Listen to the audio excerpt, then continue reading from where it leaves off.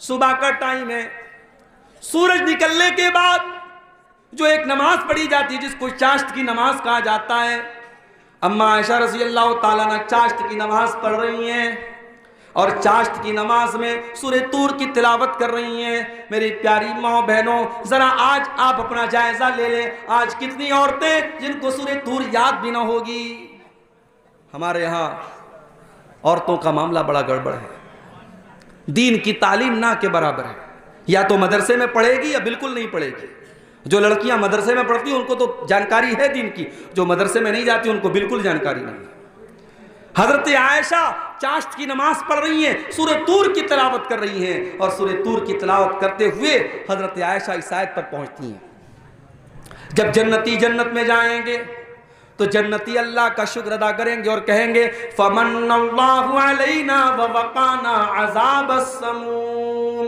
आय अल्लाह, तेरा बहुत बड़ा एहसान है हमारे ऊपर, तूने जहन्नम की आग से हमको बचा लिया, तूने जहन्नम के अजाब से हमको बचा लिया। अम्मा आयशा जब इस आयत पर पहुंचती हैं तो रोने लगती हैं और बार बार इस आयत को रिपीट करने लगती हैं, बार बार इस आयत को दोहराने लगती हैं, फमन्नल्लाहु अलैना व वक़ाना अज़ाबस्समूम। अरे अल्लाह, तेरा बहुत बड़ा एहसान है हमारे ऊपर, तूने जहन्नम की आग से हमको बचा लिया।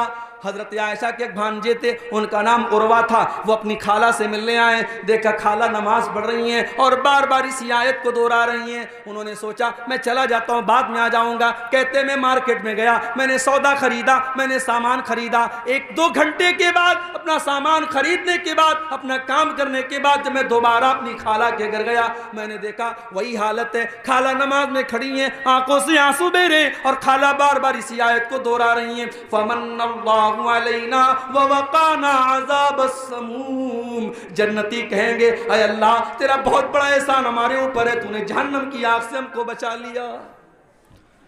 हमारे और आपके अंदर ये जज्बा कब पैदा होगा मेरे भाई? जहन्नम की आग से बचने की हम तैयारी कब करेंगे? याद रखो, जहन्नम की आग से बचने के लिए आपको उन कामों से बचना पड़ेगा जो जहन्नम की तरफ लेके जाते हैं। और आज की तकरीर में मैं कुछ ऐसे काम बताऊंगा, मैं वो काम बताऊंगा जो जहन्नम में लेके जाते हैं। मकसद ये है उन कामों से हम अपने दामन को बचाएं। नहीं बचाएंगे तो हमारा अंजाम बहुत बुरा होगा। बस हम दुआ करते हैं अल्लाह हमें हमारी हिफाजत करे। अगर हम उन कामों की बात करें जो जहन्नम में लेकर के जाते हैं, उसमें नंबर 1 पर अगर कोई काम है, सबसे पहला अगर कोई काम है जो जहन्नम में लेकर के जाने वाला है, उसे हम शिर्क कहते हैं। अल्लाह की इबादत में किसी को शरीक करना, किसी को संगी बनाना, किसी को शरीक करना, किसी को पार्टनर बनाना। जो काम अल्लाह के लिए किया जाता है वो काम किसी और के लिए करना। नमाज अल्लाह के लिए पढ़ी जाती है, रुकू अल्लाह के लिए होता है, सजदा अल्लाह के लिए होता है, कसम अल्लाह के नाम की खाई जाती है, जानवर अल्लाह के नाम का ज़बह होता है, सर अल्लाह के आगे झुकाया जाता है, हाथ अल्लाह के आगे फैलाया जाता है। ये सारे काम अगर किसी और के साथ किए जाते हैं, चाहे वो कोई नबी क्यों ना हो, चाहे वो कोई वली क्यों ना हो, चाहे वो कोई जानवर क्यों ना हो, चाहे वो कोई पेड़ क्यों ना हो, अल्लाह का मकाम किसी और को देना, यही शिर्क है मेरे प्यारे साथियों। और कुरान कहता है इन्नहु मन युशरिक बिल्लाहि फक़द हर्रमल्लाहु अलैहिल जन्नह व मअवाहुन नार व मा लिज़्ज़ालिमीन मिन अंसार। जो अल्लाह के साथ शिर्क करेगा उसकी हम मग़फ़िरत नहीं करेंगे, उसका ठिकाना जहन्नम होगा, उसके लिए जन्नत हराम है और वो हमेशा हमेशा जहन्नम में रहेगा। मुशरिक को अल्लाह ताला जहन्नम से नहीं बचाएगा मेरे भाई। दूसरे गुनाहों को अल्लाह ताला उनकी सजा दे करके या माफ करके जन्नत में दाखिल कर देगा, मगर मुशरिक जो शिर्क पर मरा है उसको अल्लाह ताला जहन्नम से कभी नहीं निकालेगा। पूरे कुरान में अल्लाह ने किसी और गुनाह के बारे में इतनी सख्त बात नहीं की जितनी अल्लाह ने शिर्क के बारे में बात कही।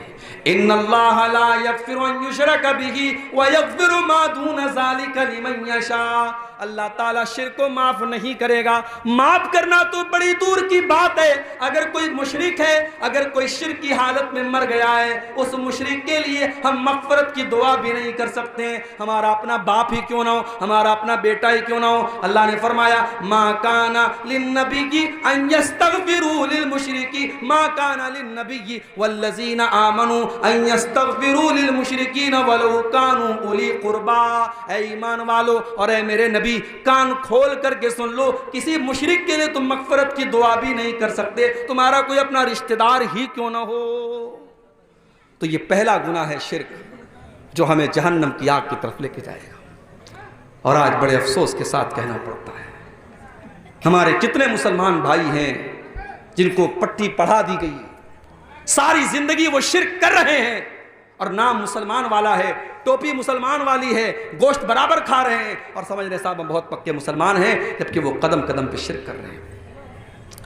मेरे प्यारे साथियों, इतना खतरनाक गुनाह है ये शिर्क, इतना खतरनाक गुनाह है ये शिर्क कि अगर इंसान शिर्क करके अल्लाह ताला क्या गया है, वो नमाज लाखों पढ़ के गया हो, वो रोजा लाखों रख के गया हो, उसने सैकड़ों हज और उम्रे कर लिए हो, अल्लाह फरमाता है अपने नबी से कुरान में कि ऐ नबी आप भी सुन लीजिए, ऐ नबी लइन शरकत लयहबतन्न अमलुक वलतकूनन्न मिनल खासिरीन। ऐ नबी अगर आपने भी शिर्क कर दिया तो आपकी भी सारी नेकियां बर्बाद हो जाएंगी, आपकी सारी इबादतें बर्बाद हो जाएंगी। सूरह अनाम में अल्लाह ताला ने 18 नबियों का जिक्र किया और 18 नबियों का जिक्र करने के बाद अल्लाह ने फरमाया वलौ अशरकू लहबिता अन्हुम मा कानू यअमलून। अगर हमारे नबियों ने भी, हमारे पैगंबरों ने भी शिर्क किया होता, उनकी सारी नेकियां बर्बाद हो गई होती। तो ये पहला अमल है मेरे प्यारे साथियों, जो जहन्नम में लेकर के जाने वाला है, जो इंसान को जहन्नम की तरफ लेके जाता है। शिर्क आपने सुन लिया। अब शिर्क ही से मिलता जुलता है गुनाह है कुफ्र करना। शिर्क क्या है? अल्लाह की इबादत में किसी को शरीक करना। कुफ्र क्या है? अल्लाह को ना मानना या रसूल को ना मानना, या जिन बातों पर ईमान लाना जरूरी है उनमें से किसी बात का इनकार करना। मिसाल के तौर पर आदमी अल्लाह को मानता है, रसूल को नहीं मानता, या रसूल को मानता अल्लाह की किताबों को नहीं मानता, या अल्लाह की किताबों को मानता है अल्लाह के फरिश्तों को नहीं मानता, या फरिश्तों को मानता है तकदीर को नहीं मानता, तकदीर को मानता है कयामत को नहीं मानता। जितनी चीज़ों पर ईमान लाना ज़रूरी है, अनिवार्य है, कंपलसरी है, उन चीज़ों में से किसी चीज़ का इनकार करने वाला काफिर है, और काफिर भी जन्नत में नहीं जाएगा, जहन्नम में जाएगा। वमन यकफुर बिल ईमान फक़द हबित अमलुहु। जो अल्लाह ताला के ऊपर ईमान लाने वाली किसी चीज का इनकार करेगा, फक़द हबित अमलुहु, उसके सारे अमल बर्बाद हो जाएंगे। वहुवा फिल आखिरति मिनल खासिरीन, और आखिरत में वो नुकसान उठाने वालों में से होगा। कुरान में बार बार अल्लाह कहता है हमने काफिरों के लिए जहन्नम तैयार कर रखी, हमने काफिरों के लिए जहन्नम तैयार करके रखी। जो काफिर होगा, जो कुफ्र करेगा, उसके लिए जन्नत हराम है और जहन्नम में वो दाखिल होगा। और आगे बढ़िए, जहन्नम में लेकर के जाने वाली एक और चीज है अल्लाह का मजाक उड़ाना, अल्लाह के रसूल का मजाक उड़ाना, फरिश्तों का मजाक उड़ाना, कुरान का मजाक उड़ाना, शरीयत का मजाक उड़ाना। अगर आपने शरीयत की किसी चीज का मजाक उड़ाया तो ये चीज भी आपको अल्लाह की जन्नत से दूर कर देगी। अल्लाह ने कुरान में फरमाया कुल अबिल्लाहि व आयातिही व रसूलिही कुंतुम तस्तहज़िऊन। ऐ नबी आप कह दीजिए मुनाफिकों से, काफिरों से, क्या तुम अल्लाह का मजाक उड़ाते हो? क्या तुम अल्लाह की आयतों का मजाक उड़ाते हो? क्या तुम अल्लाह के रसूल का मजाक उड़ाते हो? ला तातज़िरू क़द कफ़रतुम बाद ईमानिकुम। ऐ काफिरों, तुम जितना भी बहाना कर लो, ऐ मुनाफिकों तुम जितना भी बहाना कर लो, जब तुमने अल्लाह का मजाक उड़ा लिया, जब तुमने रसूल का मजाक उड़ा लिया, जब तुमने अल्लाह के फरिश्तों का मजाक उड़ा लिया, तो तुम काफिर हो गए, तुम बर्बाद हो गए। इसलिए अल्लाह और उसके रसूल का मजाक उड़ाने वाला काफिर हो जाता है मेरे भाई। तो जब मजाक उड़ाने वाला काफिर हो जाता है, तो जो नबी को गाली देता है, जो नबी को बुरा भला कहता है, जो नबी पर ताने मारता है, अब जरा सोचो उसका अंजाम क्या होगा। अल्लाह के नबी के दौर में एक आदमी इस्लाम कबूल करता है, मुसलमान होता है, पढ़ा लिखा था। अल्लाह के नबी ने उसे ड्यूटी सौंपी कि कुरान जब उतरे तो उस कुरान को लिखने वाले सहाबा में आपने उस इंसान को भी शामिल कर दिया कि जब कुरान उतरे तो तुम लिख लिया करो। बुखारी के अल्फाज हैं, कुछ दिनों तक वो अल्लाह के नबी के साथ रहा और अल्लाह के नबी के साथ कुछ कुरान की आयतों को उसने लिखा भी, और उसके बाद वो मुर्तद हो गया, वो काफिर हो गया, वो इस्लाम को छोड़ के चला गया, दोबारा ईसाई बन गया।